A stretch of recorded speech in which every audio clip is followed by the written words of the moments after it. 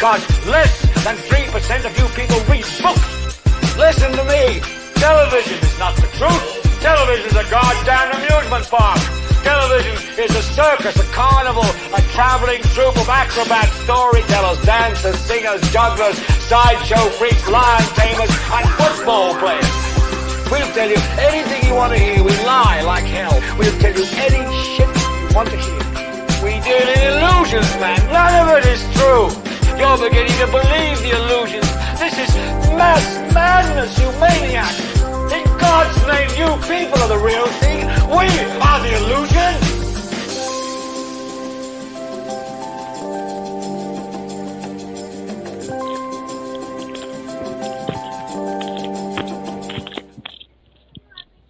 What's up? Welcome to Idiotbox Television. We are on episode 95. We will be talking about garden tips and tricks with art rhyme. My name is Ricky. Troy Everett. And I'm DJ Jumptastic, y'all, in a different location today. Thanks for joining in. Yeah, thanks for joining in. We got Art. We got Art waiting patiently in the cut there. He's got his gardening hat and his Idiotbox television shirt. We got to get him another one though, man. He paid for that. We're gonna send him another one. But yeah, we're gonna talk about gardening tips. Make sure you like the stream, share the stream.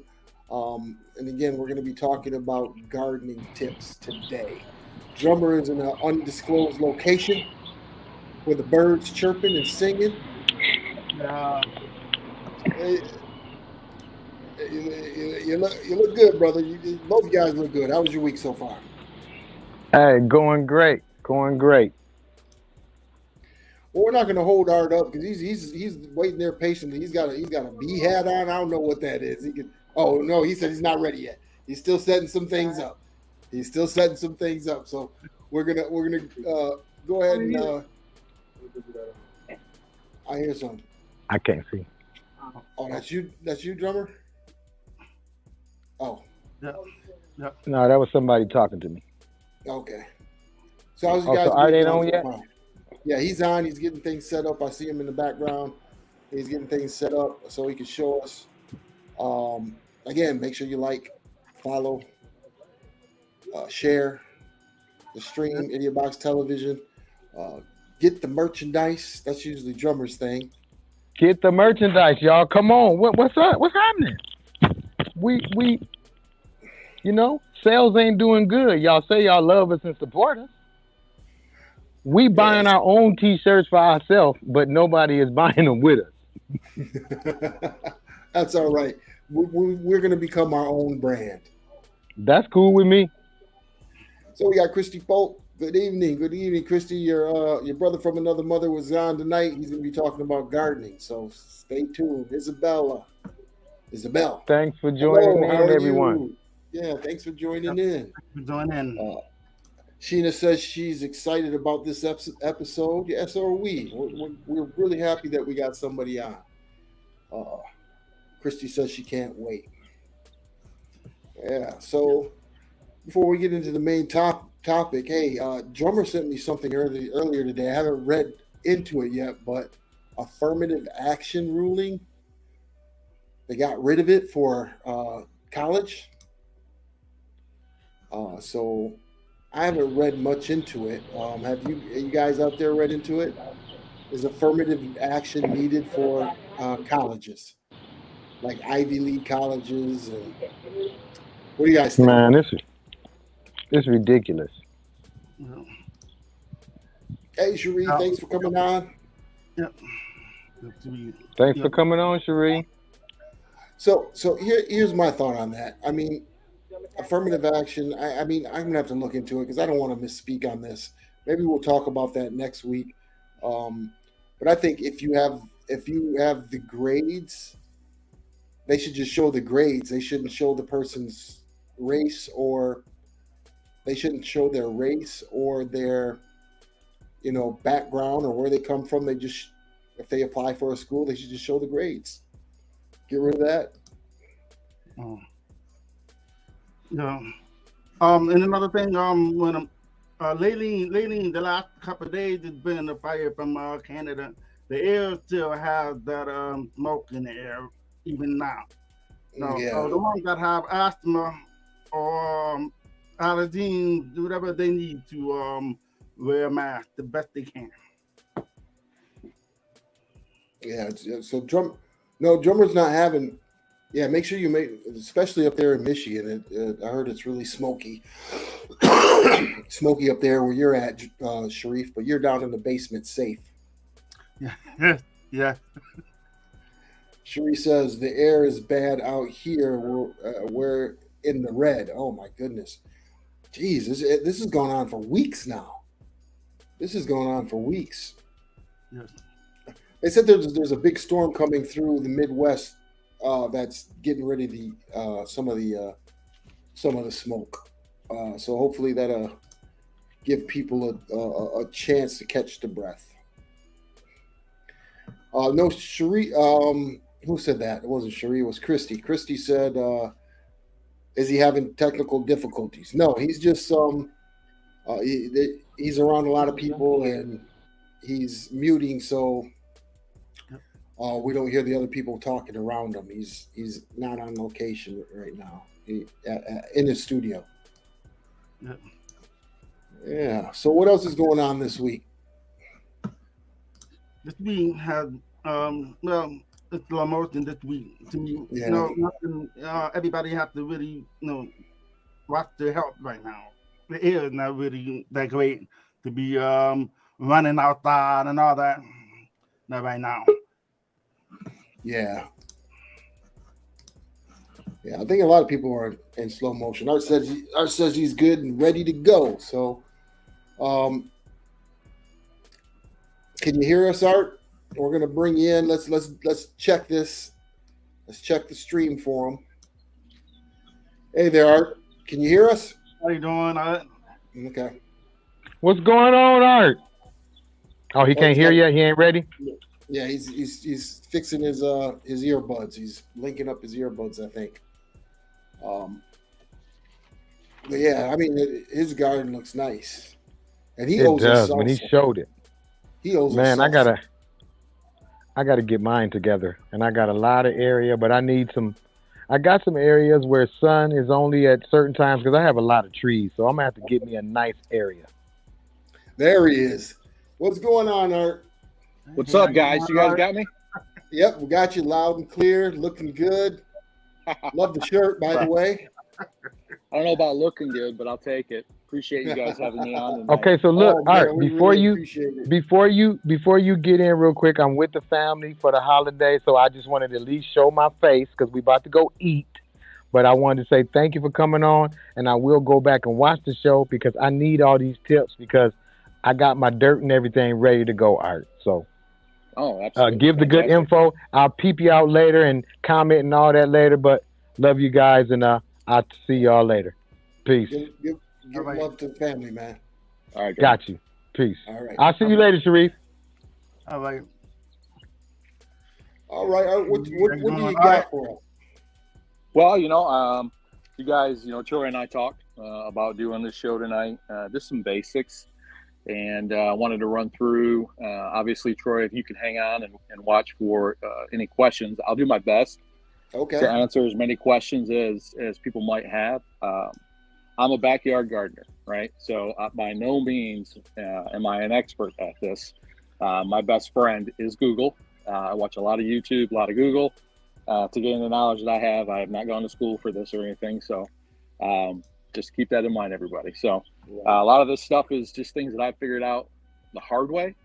And then obviously doing Google and whatnot. So Troy, I'll kind of, banter back and forth with you. So Troy, if you were going to do a home garden, what would that be? Would that be, in your house, on the porch, in the backyard? What do you think that would look like for you? For me, I think it would be on the side of the house in the yard. So it would be minimal space. I'd have minimal space. I don't know, 5-gallon buckets. Yeah, maybe? 5-gallon buckets is a great way to go. A raised bed might be a great way to go.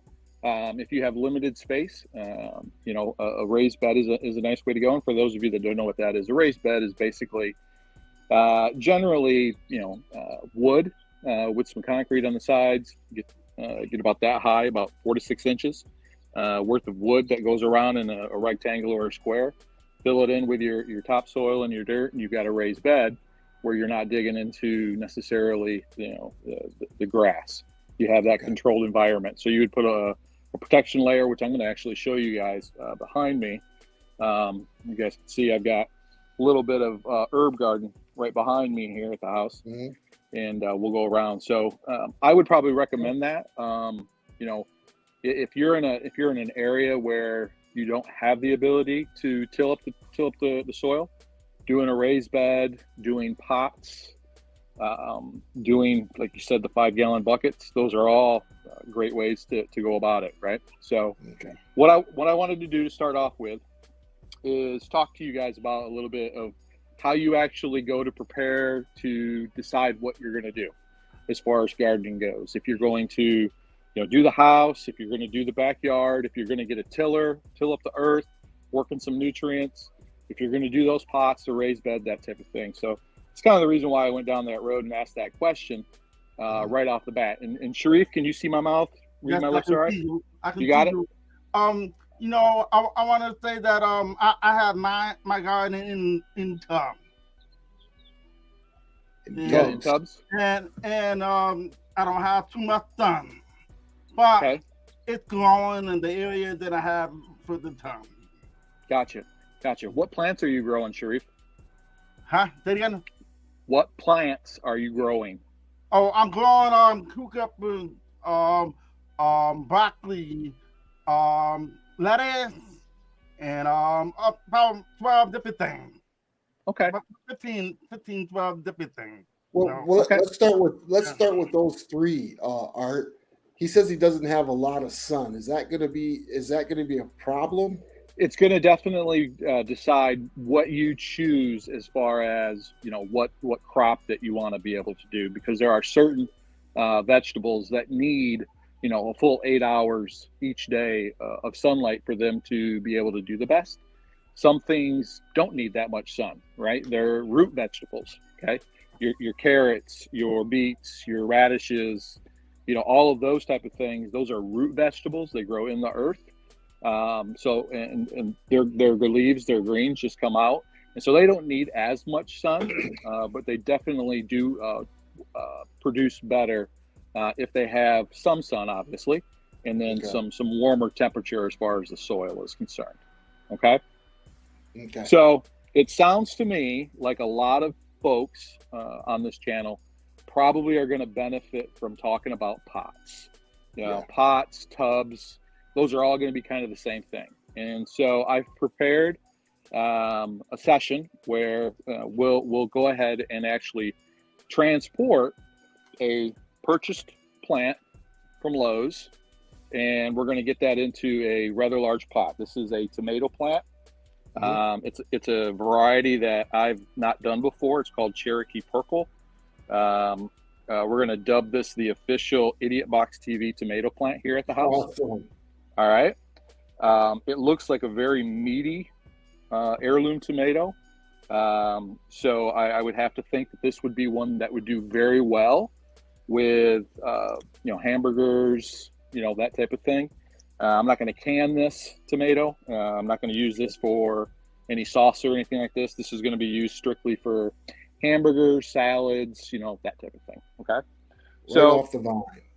Right off the vine. Nothing better. Right off the vine. So 3 weeks ago, when Troy and I first said, yeah, let's do this, and we set a date, I grabbed my potting soil and I grabbed some seeds that I had.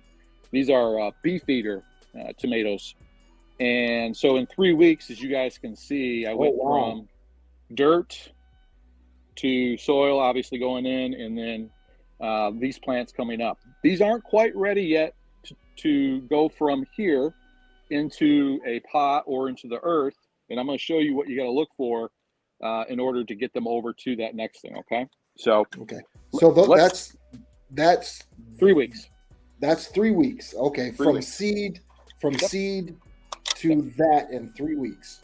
Yes, this is Oh, seed wow. Okay. to a 3.5 inch tomato plant in 3 weeks. Okay. You Go ahead, grow- Sharif. You grow them. You can grow them inside too. Yes. Can you grow them inside too, and then plant them when it's done, when it's ready. Okay. Yes, absolutely. They have to have UV light.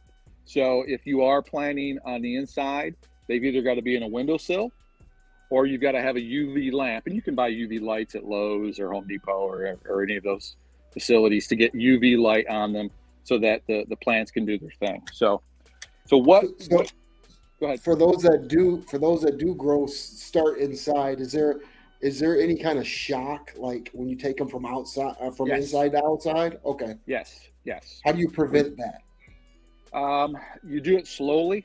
And I actually have a shed in my backyard where I've got both UV lights and floodlights. Then the floodlights throw heat, so it's a little bit warm in there. And then obviously the UV lights do what the UV lights need to do. And I start actually my seeds in February. I'm in Knoxville, Tennessee. It's a little bit warmer down here than it is obviously in Michigan. And I can get started a little bit. I still have to be careful though with that first frost. Generally speaking, I like to have my seedlings go for about a month and a half. And that's going to be where we get a root ball, okay? Root, R-O-O-T, root ball. And you guys can see, I've got this guy right here. I'm going to show you. This is what you want to see when you're getting ready to transport from, the pot that the plant was made into to get ready to transport it. So I'm going to bring this right up here. And you guys can see that plant has a tremendous root system, okay? Yeah. You're going to want to see that as you get ready to transport that into there. Those roots are holding the soil together quite nicely, right? And it's going to be very easily for me to transport that plant into this pot that we're going to do here in just a second. Looking at my little guys here, I'm going to take a second here and try to get this loosened up a little bit to where I can show you that these guys just aren't quite ready yet. We've got some roots going in here, and you can see that it actually broke off from the rest that's in the hole there, because the roots haven't developed all the way down into the entire part of the container. And so they're not ready yet. They're not mature enough. They haven't developed a strong enough root system.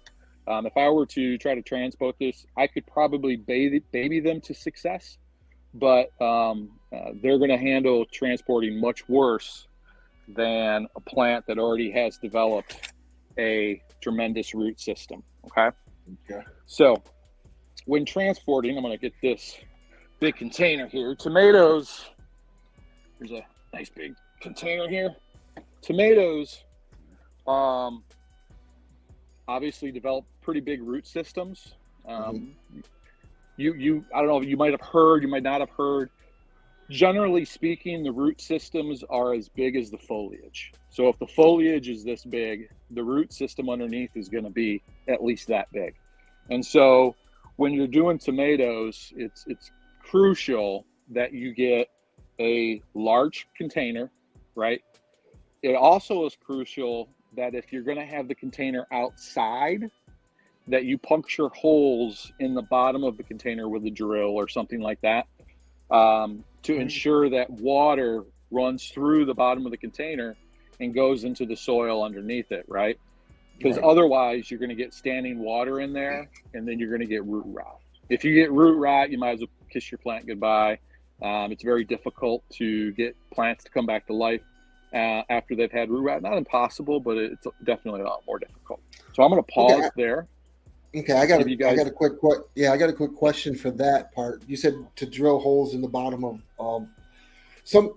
I tried this in a 5-gallon bucket before. Yep. And I ended up getting root rot because it was like the root system clogged the holes. Okay. So in that case, what do you do in that case? Puncture the holes. You're not going to hurt the plant. Yeah, you're not going to hurt the plant. Go ahead and, a drill bit or something, right? Just to kind of work back up into those holes. You're not going to hurt the plant at all. If you're in a 5-gallon bucket and you've got the roots down at the bottom of the 5-gallon bucket. Those roots are so far away from the main plant. Any cutting or any, Yep. Go ahead. I have a quick question for you, right? The soil. What type of soil you use for vegetables? Yep, absolutely. Great question. In fact, I was going to touch that here in just a second. So, we have kind of a standing joke. If Dad doesn't go to Lowe's and spend $50, he obviously wasn't there to buy stuff for his garden. So I go to Lowe's quite a bit.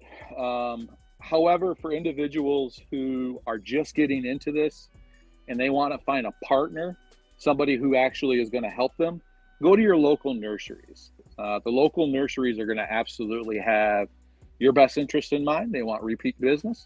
And so they're going to have experts there on staff that are going to assist you with, picking out. They're going to ask you what kind of soil you've got. They might even get into, what's the pH in the soil, what's the nitrogen level, the phosphate level, the potash level, which I'm going to talk about here in a little bit, and show you a way to be able to very easily understand what the levels are in that. So I use one of two. I just happened to pick this one up from Lowe's. It's the Miracle Grow Performance Organics. My wife is a big organics person. This is a container mix. Okay. This is very important that if you're going to do pots, that you get something that is quote unquote a container mix, a potting mix. And the reason for that is that there's nothing else that's going to get into your pot that's going to give the plant its nutrients that it needs. Okay. And so you've got to put them in there, right? Whether it be the soil that you get or fertilizer, which we're going to talk about, or fertilizer that you're going to use to help get the plants the nutrients that they need to have. This is the best way to do it. It's the easiest way to do it. It's almost foolproof, and it's going to get you everything that you need to have. Okay, it's going to get you that good start. Let me ask you this, Art. So that performance organics that you have does that have a type of compost already with it? Peat moss compost. It's got all the built-in nutrients that the plant's going to need. It's got all that built in there. So what I do, I'm a little cheap, but what I do is I take 50-50. I'll take this particular product or a similar product, and I'll do 50-50 in my pots, my outside pots. Okay. So what I mean by that is that 50% of the dirt will be this, 50% of the dirt is going to be just standard blacktop, $2, bag of blacktop. Okay. Mix that all up. Okay. And then I'm going to soak it. Very important step. Okay. So I did this earlier today before we came on the show. So I've got this big monster pot, and I'm going to take my camera off the stand here. So as you guys can see, I've got this pot right here. Can you see it fine, Troy? Yeah, I can see it. Okay. So I've got this container here filled up, almost 3/4 of the way. I've mixed it in my 50-50 mix, and then I soaked it earlier to get a really strong water base in the pot. And what I've done now is I've started my hole that I'm going to use to put this guy in. And you can see that hole is about 2 times the size of my container that I have there. And that's generally what you want to do, is you want that hole, as you're transporting these guys, you want that hole to be about 2 times the size of your container that it's already in. Okay. So what I like to do at this point when I'm doing my pots is I'll take the remainder of my organic blend here, and I'm going to go ahead and put some of this at the very bottom of the hole. Okay. So as this root structure starts to venture out, it's going to encounter this perfect blend of mix that's been designed, by all the engineers and all that stuff there at their facility. And it's going to help the plant develop a larger root system, because that's what you've got to do right off the bat. You've got to encourage this plant to produce even more roots and venture those roots out. Okay. The more roots that it produces right off the bat, the faster and the better and the healthier that this plant's going to be. Okay. So, all right, so I've got that mixture in the bottom. I've got my pot in there. I'm going to take this back off. So we're going to go ahead and play in the dirt. So you can see I've got the plant in there. I've got some of this soil that I used from digging up the hole on the sides. I'm going to take my potting soil now, and I'm going to work this in all around this plant. Okay. And when I'm doing this, I'm also going to pack it in a little bit. Okay. And when I talk about packing in dirt, I'm not talking about making a brick. I'm talking about making it just tight enough to where you're getting kind of the air out of it. Okay. You're getting kind of the little air pockets that are in there. So got that all in there. We're going to kind of work that in, push that down a little bit. And now all this dirt that was around, I'm just going to start working this in and get those in there like this. Okay. Now with tomato plants, as the plant starts to grow, and you're going to see this on some of my plants that I have up in the garden, but these bottom leaves, we're going to prune those so that the plant doesn't pick up any bad stuff that might be sitting there, any fungus or bacteria or anything like that. So what I'm doing now is I'm taking my shears and I'm spraying a 1 part bleach, 9 part water mix.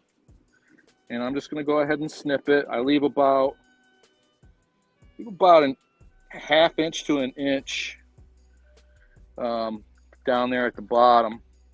Okay. You guys can see that right there. I've left about an inch. Okay. And the importance of pruning it is just so that, again, that it doesn't get any bacteria from the soil. Is that the Correct. reason why? Or Yep. Okay. Yep. I don't want those leaves to pick up any funguses or anything like that. Now, if the plant does, obviously we're going to need to treat the plant, and we're going to have to use a fungicide or something to that effect to help the plant not spread, because I'm going to show you guys, I had a bit of bad luck this year with my tomato plants, and I'm hoping still for a good crop, but it's not going to be as good as what I initially thought. So there you go. So I've got that guy in there. I'm going to go ahead now and turn on my water with a light stream. So I'm gonna explain to Sharif real quick what you're doing. Yep. So Sharif, what he did was he pruned the bottom. Yep. Yeah, so it's not touching the soil. Oh, okay, that's why. And the stuff he sprayed on the scissors was 1 part bleach, 1 part water. Art. 1 part bleach, 9 parts water. Yep, 1 part bleach, 9 parts water. So he diluted some bleach and put on his shears before he cut. Okay. Before he pruned the bottom. Oh, okay. Yep. I was wondering if you use cow poop. Oh, I love cow poop. Put that in there. Cow poop. I love cow poop.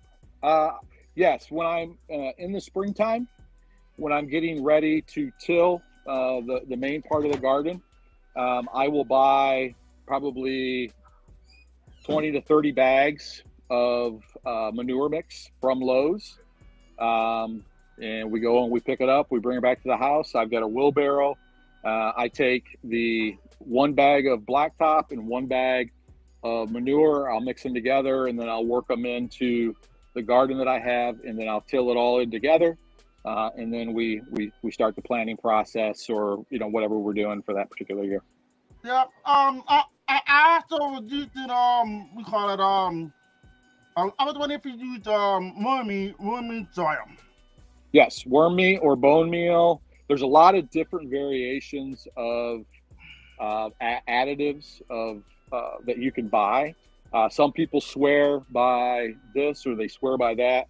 Really at the end of the day, what you need to understand is you need to understand what your soil is telling you, what it's deficient in, okay? because not every nutrient is proper for each plant. Okay, every plant has a need specific to it as far as nutrients go, and I've got to stress that. Okay, just because this particular fertilizer worked good on your tomatoes doesn't necessarily that it's going to work good in your corn, or it's going to work good for your beans. Okay, or it's going to work good for your your zucchini or whatever. And you can Google it, right? And that's what I do, because I'm, like I said, I'm by no means a schooled expert on this, but you can find out, like corn. Corn needs nitrogen in an abundance. All grass needs nitrogen, right? And so if I put if I use the same fertilizer on my corn as I use on my tomatoes are going to get too much nitrogen. Okay, and that can be a bad thing for my foliage, for not the foliage, but from actually flowering, because nitrogen is going to promote foliage, green, to produce. Okay, right? And so if I put a bunch of nitrogen in my tomatoes, which I do need some nitrogen, don't get me wrong, but if I use the same amount of nitrogen on my tomatoes as I do my corn, I'm not going to get any blossoms, any flowers on my tomato plants. I'm just going to have massive, huge green bushes. Okay. Let me ask you this, Art. When you talk about your corn, have you ever tried the Three Sisters method? No, I'm not familiar with that one at all. Oh, okay. I'm going to have to look it up because I am not. This is only my second year doing corn. Oh, okay. Yeah. So yeah, I'm not. That was super. It was just in back in the. This is the way that the Indians used to grow the corn, and why the corn was so plentiful was because they used this system. You need to check it out. I don't have enough room to do it, but I would like to. But what they did was they planted corn, pole beans, and squash or pumpkins together. And what happens is the squash and the pole beans provide the right nutrients. Each plant provides the right nutrient for each other. So it's almost like it fertilizes itself. Yeah, I can see that. I can see how that would work. That was pretty cool. Yeah, so yeah, I'm gonna have to check that out and get some more information about that. Yep, absolutely. So, okay. All right, so we're gonna take our tomato plant, our Idiotbox tomato plant, and this is gonna go in the hole that it was in already. There we go. So the Idiotbox tomato plant has now got its home. Okay. Awesome. Yeah. So you can see here, I've got some onions popping through there. We got some. She wanted me to throw in some hot peppers there. They're coming up now. But this is my wife. So I'm gonna just keep this pointed here and talk to you guys about what I did here. So this is kind of a raised bed in a sense. So this is kind of a dead space in the yard, okay? And we did an herb garden in this spot last year, but unfortunately it didn't do very well. And so I wanted to do something different this year. So what I've got here is underneath the mulch, I've got a layer of protection, right? That you can buy at Lowe's or anybody. That is a weed barrier. And then obviously I cut holes in the weed barrier. Go ahead. So that's like a piece of plastic, right? Correct. Yep. Okay. Yep. So under the mulch, she has a weed barrier. And this mulch is a hardwood-based mulch. Do not use pine mulch in your garden. It's very acidic. It will not do well for your garden. Use hardwood mulches for your garden. So, hardwood mulches, and it's usually bark. Hardwood bark mulches is what you're going to want to use. Yeah. What's nice about that too? Go ahead. I don't want to interrupt you. Let me explain something real quick to the viewers that are out there. What I'm doing is if you see my mouth moving and you don't hear me, what I'm doing is I'm relaying to Sharif what Art is saying right now because he's not on camera. So go ahead, Art. Okay, no, not a problem. Absolutely. So, and the hardwood mulch is nice because it will decompose as time progresses, and those nutrients from the hardwood mulch will seep through the protective barrier and get down into the soil, so that if I want to use this area in the future, it's going to be full of just all kinds of nutrients. So You can see we got some rosemary there, some mint, dill down there, oregano. My wife will come back here at the end of the year and she'll pick all this up, and she'll use some of it as she cooks throughout the summer, and then a lot of it she'll let dry out and then mince it up and use it throughout the whole summer. We got some collards over there for you, Troy. They're little baby collards. Those taste so good. Yeah, that's what Sheree said he was going to ask you. Those are collard greens. Yeah. Yeah. Right off the vine. So good. So good. I can't even begin to tell you how good that is.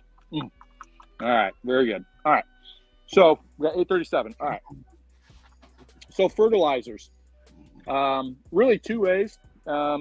Once the plants are in the ground, to go about fertilizing. Okay, you can use, and they're both water. Well, there's more than two ways. These are two ways that I like. They're both Miracle Grow products. This one right here, the hose connects up into here. This bottle just screws in there. This bottle's got all of the ingredients that you need, and then you can adjust it.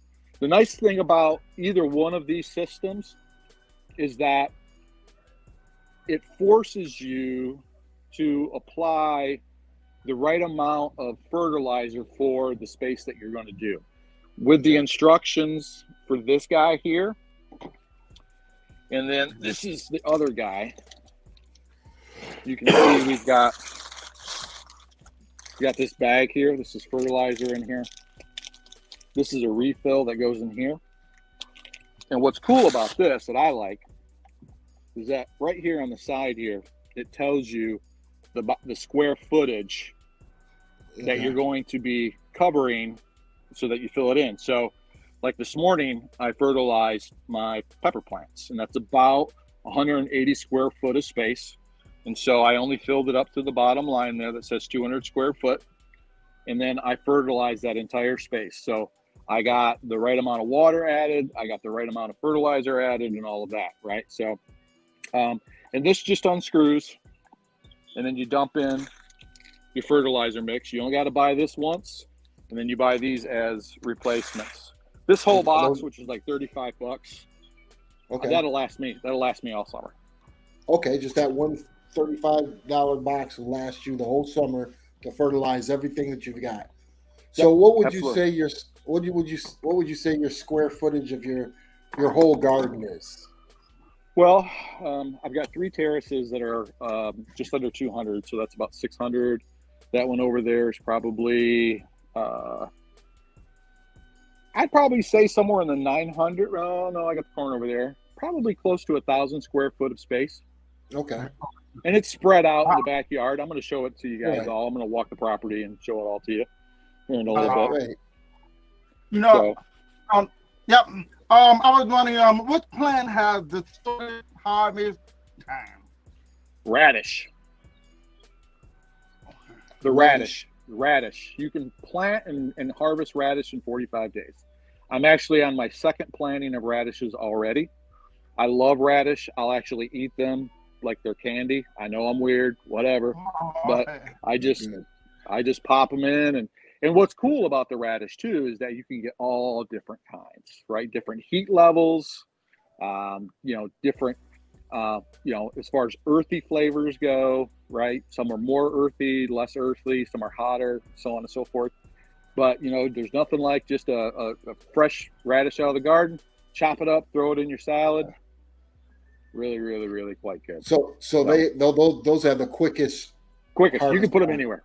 That's the nice thing about radishes. You can put them freaking anywhere. Just as long as the soil is loose, you can put radishes anywhere. If you got space in between this plant and this plant, and you got space, throw some radishes in there. The only thing I will tell you about radishes is that very, very, very small seeds, really small seeds. Okay. And what a lot of people will do is they'll just sprinkle them into their space. Well, you're going to be picking a lot of radishes and thinning out the herd, right?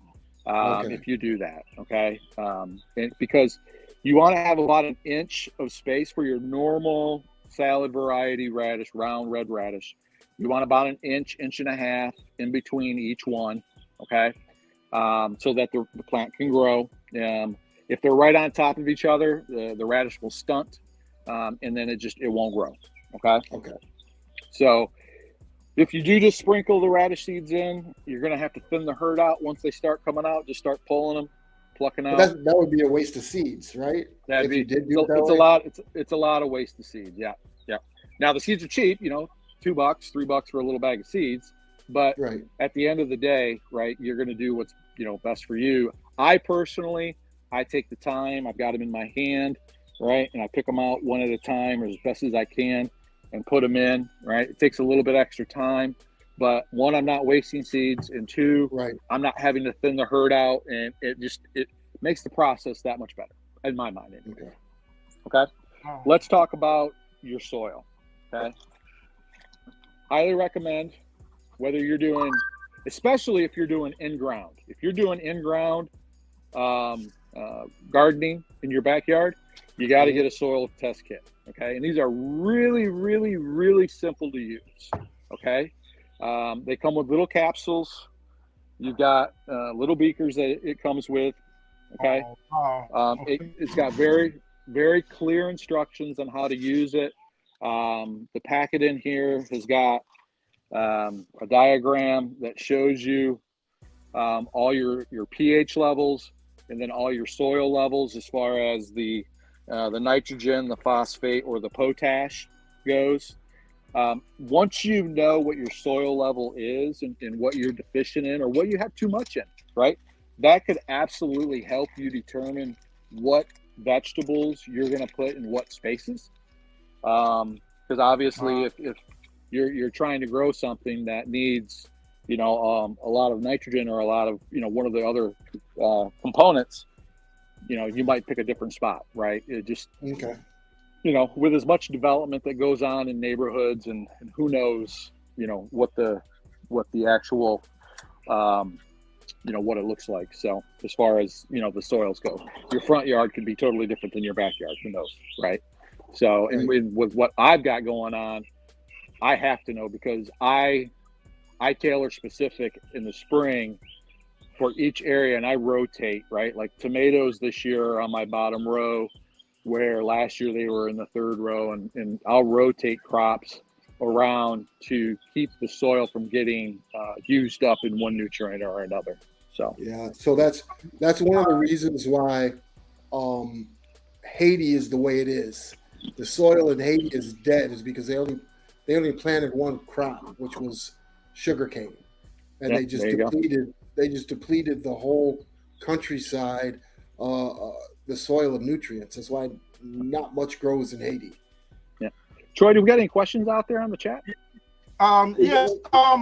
Yep, Sharice got some. If the garden has a lot of weed, then can you put weed feed in the garden? This is when you're going to do your weed killing. Okay. So in the very early spring, you can use a weed killer in your garden. Okay. Yep. You're going to put that on the weeds. Don't do any tilling yet. Don't do any of that. Just get the weed killer on the weeds. Let it do its thing, right? A couple days go by, the weeds are dead. You're going to take your heavy rake and you're going to rake those out of there. Okay. Okay. Wait a couple more weeks, then do your tilling. Throw your nutrients in, do your tilling, get everything ready. Okay. Generally speaking, if you buy a product that kills the plant from going on the foliage, those bad toxins aren't going to get into the dirt. Now, watch the Weather Channel for a time period where you're going to have 4 or 5 days without any rain. Okay. That way you can get the product on the weeds, kill them, use your heavy rake, scrape the weeds out, right? And then add your nutrients and do your tilling. Does that answer that question? Yeah. Yep. So let me ask you about this. So when we were growing, we had some really good plants, and then all of a sudden we had, it looked like little black grain that was on the leaves. I believe they were in. Is that what it was? Fungus? Either fungus or mites, one of the two. And so that leads perfectly, Troy. This is the product that I use. You can see it's a kind of an organic, but the big thing for me is it's bee friendly. It's not going to kill my bees. All right, I need my pollinators. All right, so this right here is going to kill the funguses. It's going to a lot of insects. But the big thing for me on this is the fungus. Okay, the fungus, fungus, and then the mites. Okay, I use a product called 7, which I didn't grab. Didn't bring any of out here, but I use a product called 7 exclusively for all insects. Okay. It's completely safe, pet safe, all of that. Not going to be any issue. If you're going to use this product, keep your pets out of the backyard, you know, for a few hours. All right. And what I use is I use this guy with that product. It's a gallon spreader, and it's 6 teaspoons of that concentrate with a gallon of water. Pump it up, put it on the plants and everything. You want to soak the plants because that'll dry on there, and then I soak the ground, the plant, everything all around it. Because if there's any fungus in the soil, I want it gone. Anything hanging out on the top, anything like that. So absolutely. Yes, Sheena says that they used to use that. Yeah, I like it. It's good stuff. I have good luck with it. Go ahead, Sharif. Christy was saying something about the rabbits coming in and eating the garden. You're gonna get no secrets from me about rabbits, Sharif. I like the rabbits. I actually, when I came out here tonight, my backyard is a sanctuary for those little critters, right? When I came, I've got a rabbit a little baby bunny. There's 2 of them back here. One of them that lives back here he's not afraid of me. I mean, he won't ever come up to me, but he'll hang out 5 feet from me and he'll let me do my thing. He's sitting there eating. You know, and just, you know, going about the day. When I came out tonight to get ready for the show, I went up to the tomato plants, and he was hanging out in the tomato plant bed. So he's just hanging out. Do they eat a lot of foliage? I mean, rabbits, could they be a problem? Oh, they are a problem. Oh yeah, they could definitely be a problem. I don't necessarily run into it because I do a lot of trimming. I do a lot of pruning, and so I have a lot of that pruning available to them regularly, so they're not necessarily compelled to eat the good plant. So they're eating the foliage from the pruning that I give them. So so you're just leaving them snacks to keep. You're leaving them snacks so they don't get hungry. Yeah, I'm a softie that way. What I don't like are skunks. Skunks I do not like. Skunks dig. Skunks dig and get, you know, and they smell obviously, but they dig. They're looking for grubs. Right, they're digging into the soil and everything. Don't like skunks. I have a live trap in my shed. If I know I got a skunk in the backyard, I'll put the live trap out. I'll capture it, and then I'll go, you know, dump it off in the woods, half mile down the road. Dangerous. You know what? I got because secret is for the and the squirrel and the rabbit. I want to get away from it. And this is what I use right here is the like a leaf crust with pepper. One more time. Yeah, you're breaking up, Sharif. It's called He says he puts that in there. I'll blow him up real quick. It says crush. Oh, red pepper. Yeah. Yep. Crushed red pepper. You know, and certain plants, certain flowers, right? Certain flowers give off an aroma that they don't like. Yeah. Deer pea. You can buy deer pea from Lowe's and put that on the ground, and that's going to deter small critters from getting in it. It stinks to high heaven, though. Just letting you know. Yep. You know, so. Okay. All right, cool. What we got? We got 850, Troy. Any other questions that are out there? Yep, I do have a question. Go ahead. I do have a question. You are the king of doctor, right? Now, I just want to know what type of tomatoes do you use? Roma. Okay. Roma. Okay. Deep flavors, fantastic. You know, as long as they come back. So we're gonna talk about some of the things that can happen to your plant. So let me go ahead and grab this. Oh, all right. So we're gonna go ahead and just kind of. So right there, that's the herb garden.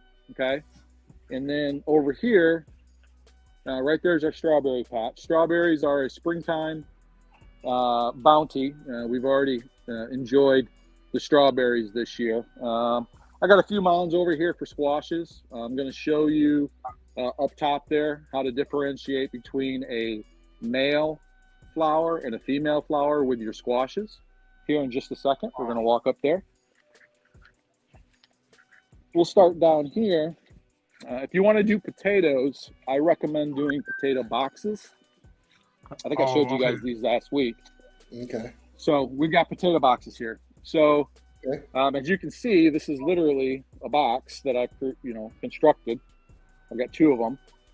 And you start out with just the bottom layer, okay, exposed. All of this is exposed. So this literally is filled with dirt, okay? Okay. As the spring has gone on, I add more dirt into this box. And the plants just keep growing upwards, okay? Well, every time that you add a layer of dirt, it's going to shoot more potatoes out. So when I get ready to harvest this, once these plants go to maturity, I'm going to open this all up and I'm going to dump all this dirt out. And if I don't have, 75 pounds of potatoes in this box, I'm going to be very upset. Wow. 75 I'll be very upset. pounds? Okay. I'll take a video, Troy. When I get ready to crack this one open, I'll take a video of it and send it to you. Okay? Yeah, we definitely want to put that onto Idiotbox. 75 pounds, man. Yeah. Wow. All right. So here's some of the bad stuff that can happen. So I actually went for a visit up to Michigan for Father's Day, and it rained a ton down here in Tennessee. Okay, at that time, and the tomato plants just took off. Right. I was only up there for 3-4 days, but they just absolutely took off, grew massive. You can see those right there, just how big they are, right? So these guys, they got a fungus, and it was a pretty nasty fungus, unfortunately. So there was a lot of moisture in the bed, on the plants. The plants grew substantially large, and so they didn't have, I wasn't here to prune them, because what I normally do is as they grow, I prune them, right? I prune the bottom, I prune the base. You can see here on that tomato plant, this is a cherry tomato, and we got some baby cherry tomatoes there. But you can see I prune the bottoms purposely, right? As time goes on, and then looking straight down into the plant, I'll prune as well to give it some aeration, right? So let air flow through there to dry the plant out. Well, I wasn't here to do that. But I got a massive fungus that grew, so I had to shear off tons of foliage, and it's potential that I'm going to lose some of these plants. I have lost 2. I've already lost 2, but it is what it is, right? So that's the danger. That's the danger of it. And but we have tons. And that was just without 3 days maintenance, right? Right? Yeah. Wow. Yeah. Well, I've got a bunch of plants, as you guys can see. I just kind of walk down. Bunch of tomato plants. We'll get down here to the radishes. And this is, like I said, this is the second growing of the radishes. Okay. And 2 weeks, I'll be picking those out. 2 weeks. 2 weeks. 2 weeks. 2 weeks, he'll be picking those out, Sharif. Radishes. Yeah, Radishes. I'll pick them out. Hey, you know what? Did you pick them out when it's green too? When the tomatoes are green, yes. Like you do. Yeah. Fried green tomatoes, Sharif. Fried green tomatoes. Love them. That's good. Tina Brown said, I need some green tomatoes. Beef eater. And I'm really excited about this one that we just planted tonight, because it's really thick and meaty, right? Okay. Me personally, the thicker and meatier a tomato, that's perfect for fried green tomatoes. Just my personal opinion. Okay. Right. So, all right. So the second row is peppers. I've got 8 different variety of peppers in here. I also fungicide them today too as well, right? Some of them are doing very good. Some of them are a little bit behind, but that is typical peppers, right? For those of you that want to do asparagus, it's a very slow go. This is the first year that I've decided to do asparagus. I'm doing it from seed, which my mother-in-law is like, you're crazy, you're doing it from seed, but whatever. So it's going to take 2.5 to 3 years before I'll actually get asparagus out of here. Say that again, Art.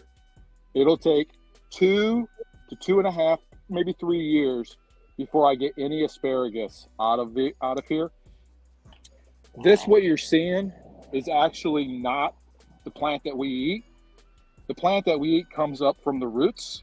So you got to develop a root system underneath before the asparagus, the vegetable that we eat, actually starts coming up. Wow. So those are seasonal. Is that a seasonal plant? No, they'll keep coming back because all of these will grow to be that big, right? Okay. They'll seed and then they'll drop their seeds. So every year it comes back. Okay. Every year, Wow. you let them go. You let some of them go to seed, and they'll just drop their seeds. Okay. Wow. So we're gonna go down here. I know we're almost done here. Did you have apple mint? Apple mint. Peppermint? Apple Apple mint. Apple mint. Oh, okay. I have that in my garden too. Gotcha. Oh. All right. So one of my favorite, is zucchini. Wow. Zucchini is a squash. Unlike tomatoes, where tomatoes, the flowers have both the male and the female organs, if you will, inside the flower. So one trick, and I forgot to tell you this, if you don't have a lot of pollinators and your tomatoes are getting flowers, but they're not turning into tomatoes, when the flowers are in full bloom, just shake them. Just shake the tomato plant, okay? Just a little bit. Just shake it a little bit, and that'll jar loose the pollen in the flower and pollinate it, okay? Okay. Oh. Greg's got a question. Greg wants to know. He says, I know you basically do vegetables and fruits, but could the land be cultivated to grow tobacco using your same method? Good question. I don't see why not. Yeah, I don't see why not. I've never done tobacco, but I don't see why not. It's just a crap. Yep. Yeah, so you hear that, Greg? Greg wants to make his own cigars. Sure. Yeah. Well, I've got some grapes over there, but I'm not making any wine. So with all your squashes, you have separate flowers. You have a male flower and you have a female flower. Okay. And if you don't have pollinators, honeybees and whatnot, flying around your garden, you have to do the hand pollinating. Okay. Whether that's watermelon, whether that's zucchini, whether that's butternut squash, spaghetti squash, pickles, any of those type of things, they're going to have separate flowers. And the zucchini squash, as well as, the butternut and whatnot, but the blossoms, the flowers are actually a delicacy. I've never personally eaten them, but I've heard a lot of people say that they're absolutely fantastic. We're not going to get probably too good a look here because it is dark, but let me see if I can show you. All right. Can you guys see this guy right here? Yes. That is a female flower. Okay. This guy is going to open up probably maybe tomorrow, but probably the next day. Okay. Because you can see it's got that plant sitting right there. Mm-hmm. And if we come down here, we come down here, we can see, you see those couple there? Oh, yeah. Okay. Oh, that's right. We got the flower too. Yep. Oh, so what you have to do in the back of it is you have to take a male flower, which you can see right here. See that? It's got just a straight stem. The back. Yep. Oh, okay. So I'm going to take that off. And what I do is I peel off just to get to the stigma. Okay, we got Right. the flowers down there. That, Okay. that's the zucchini's pee. All right, you knew that was coming, right? Yeah, we All right. knew. I was waiting for it. I was just All waiting right. for it. We got And garden then, corn. Garden yeah, corn. well, you know. And then when the female flower is fully open, I take that male stigma and I shove them in there and swirl it around, get that pollen all over it. You do it 215 times a day. Wow. Well, yeah. I did it 8 times this morning. So that's the look from the right side. Wow. You can That see. looks really good, Art. Yeah, that Okay. looks amazing. And then on this side over here, we've got green beans. We've got some sugar snap peas over here that are deciding to grow up the vine a little bit early, but you like sugar snap peas? Wow. Right Little off the early. vine. That's so good. A little early. Okay. Wow. And, when I was young, my father used to force me to help him work on the garden, and when I was younger, I didn't really appreciate it. But now that I'm older, that I see that I have the garden in the back, I really appreciate it more. Well, that's your corn. yeah, there's the It's corn. looking really good. So what is your then- corn is about how many feet right now? About 1 About foot, 3 2 foot, No, it's about 2.5 foot. Some of them are a 2.5 little higher. foot. Okay. Here's my favorite thing: are the bushes. What are those? This is the blackberry bush. Oh, okay. We got a small Wow. raspberry bush there. Raspberry and blackberry. Blackberry. Oh, blackberry. Oh, wow. Yeah. Wow. So good. Now, And it's free. so, You got to go to the store. I know. Oh. My daughter will actually make a jam out of all the blackberry. Okay. So, the thing with the bushes, though, you got to have some space, because unlike strawberries, where the strawberries shoot out on top of the ground, and you can very much control them very easily, right? The raspberry and the blackberry, they're going to shoot runners under the ground, and it's going to pop up wherever it wants to. Okay. So you got to control that, and the way that you do that is just snip it. So if it comes up in a spot where you don't want, just snip it. Let's cut it. There you go. Yep. Wow. Okay. This is All right, Art, man. We really do appreciate it. This is probably going to be one of the most replayed Idiot Box television episodes ever. Oh, man. Yeah, so there's a My lot of pleasure, great man. information. Yeah, we appreciate you coming on, man, and Yeah. let us know when our salsa's ready. I absolutely will. Absolutely. Yep, absolutely. So we're Reef, gonna Reef, you're still in GR, right? Grand Rapids Reef? Taking Yeah.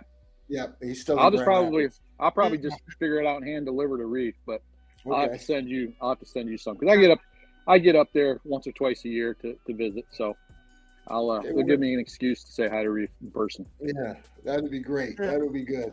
Art, Yep. we love you, man. We appreciate you. Your garden looks Yeah. amazing. Your family's doing a good job with that, because you said you have the whole family comes out and helps. Tell them Everybody helps. tell them they should be very proud. So everybody out there that has watched this, got a little bit of some tips, man. Make sure Yeah, you grow hopefully your I own help. food. Hopefully Yeah. I help. Like I said, don't be intimidated by it, right? I mean, you don't have to have massive, right? This has taken me, I've lived in Tennessee since 2015. This has taken me quite a bit to build. Way too much money. Holy crap, way too much money invested in it.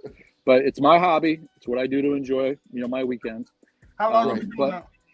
How long have you been I've been gardening since I was a kid. I grew up in Grand Rapids with you guys, but my mom shipped me up to Big Rapids in Cadillac every summer to be on my Okay. grandparents' farm when I was a youngster. So I've been gardening for 40 years, but Wow. this big on my own just since we came to Knoxville. We had a nice sized garden in Upper Michigan when we lived up by the UP, but this is definitely my biggest garden so far. Okay. Wow. Yeah, it looks amazing. It looks great. And again, we appreciate you coming on. When it's harvest time, let's have you on again. Yeah, absolutely. So we can see yeah. we can see the final product of some of the stuff Yeah, that you guys. I actually was That would be thinking good. about it. Maybe do a canning session Yes. where we do some canning of tomatoes, making the salsa, you know, that type of thing, and kind of do it because I do all that myself, right? I'm a Okay, canner, yeah, right? we will So- definitely have you on for that. So just let me know when would be a good time for that, so we can have that episode on. Because that, you know, there's a lot of things that go into canning, and a lot of people don't know. We should. So yeah, we really appreciate you. I got tomatoes up in the jars from last year. They last wow. a lot. They last all year long. Okay. Yeah. Okay. Wow. Thanks, guys. Appreciate it. Thank you, Art. We appreciate you. Yep. Yep. Showing us the garden. Yeah, My thanks, pleasure. man. Thanks. Peace. Yeah. Bye. Wow. Yeah, that was good stuff. Why don't you go ahead and take us out, Digital Joe? Yeah. Yeah, I would like to say thank you for watching Indian Television, and Art, thank you for coming on the show. And we got the details from you and the trick about garden. Next week, episode 96. Peace. We're in a lot of trouble because less than 3% of you people read books. Listen to me. Television is not the truth. Television is a goddamn amusement park. Television is a circus, a carnival, a traveling troupe of acrobats, storytellers, dancers, singers, jugglers, sideshow freaks, lion tamers, and football players. We'll tell you anything you want to hear. We lie like hell. We'll tell you any shit you want to hear. We deal in illusions, man. None of it is true. You're beginning to believe the illusions. This is mass madness, you maniacs. In God's name, you people are the real thing. We are the illusion.